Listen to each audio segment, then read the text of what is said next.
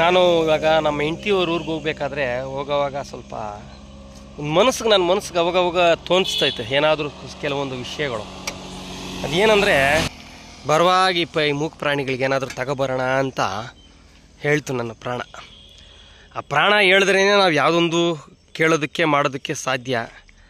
ಯಾವನೋ ತಗೊಬಂದಿಲ್ಲಿ ನಮ್ಮೂರು ದೇವಸ್ಥಾನ ಹತ್ರ ಇಲ್ಲಿ ಬಿಟ್ಬಿಟ್ಟಿದ್ದಾರೆ ಕೋತಿಗಳು. ಇನ್ನು ಸ್ವಲ್ಪ ಅಲ್ಲಿ ದೇವಸ್ಥಾನ ಮುಂದೆ ಆದರೂ ಬಿಟ್ಟಿದ್ರೆ ಅದಕ್ಕೆ ಏನಾದರೂ ಆಹಾರ ಸಿಗ್ತಾಯಿತ್ತು. ಇಲ್ಲಿ ಏನು ಆಹಾರ ಆಯ್ತು ಅಂತ ಗೊತ್ತಿಲ್ಲ ಅದಕ್ಕೆ.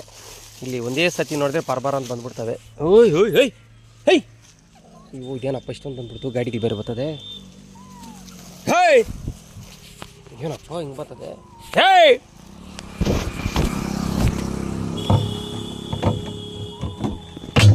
ಹೇ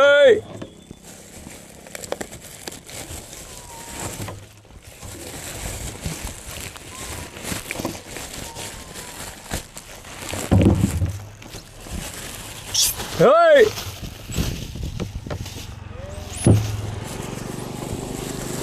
Hey!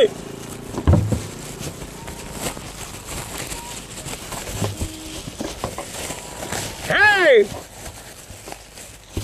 ಎಂತ ಕೆಲಸ ಮಾಡ್ಕೊಂಡೆ ನಾನು.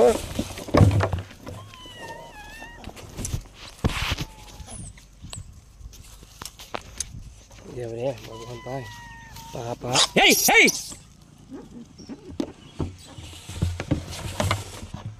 ಜಾಸ್ತಿ ಅವೇ ಇಲ್ಲಿ. ಕೊಟ್ಟು ಕಳಿಸ್ಬಿಡೋಣ. ಹೇ ಪಕ್ಕ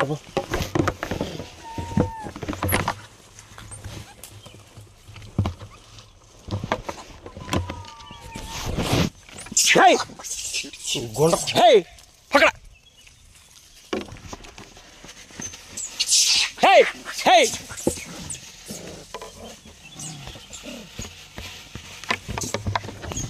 ಹೇ ಎಷ್ಟು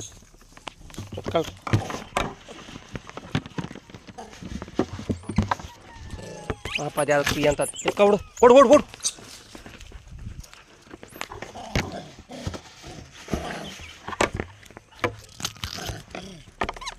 ಎತ್ಕೊಂಡು ಓಡ್ರಿ ಓಡ್ರಿ.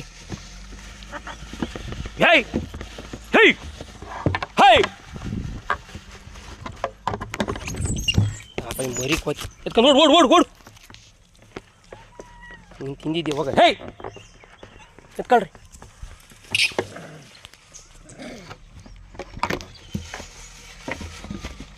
ಅರೆ ರೇ ಇದು ಯಾವುದೋ ಬರ್ತದೆ ಇವಾಗದ ಪಾಪ.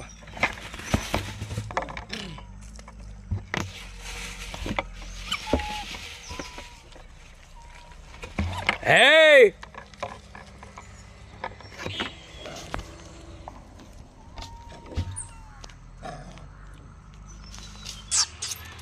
ಹೇ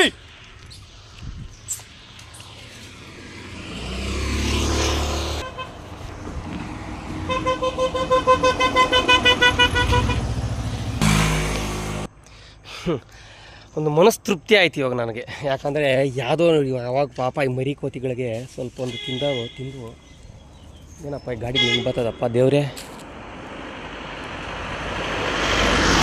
ಇದೇ ಜಾಗದಲ್ಲಿ ಎತ್ಕೊಬಂದ್ಬಿಟ್ಟು 10 ಲಕ್ಷ ಅಲ್ಲ 20 ಲಕ್ಷ ಸುರಿದಿದ್ರೂ ಒಂದೇ ಒಂದು ಪ್ರಾಣಿನೂ ತಿಂತಾಯಿಲ್ಲ. ಅದಕ್ಕೇನು ಬೇಕೋ ಆಹಾರ ಊಟ ಎಷ್ಟೋ ಮಾಡ್ಬೇಕು ಅನ್ನಿಸ್ತೈತೆ.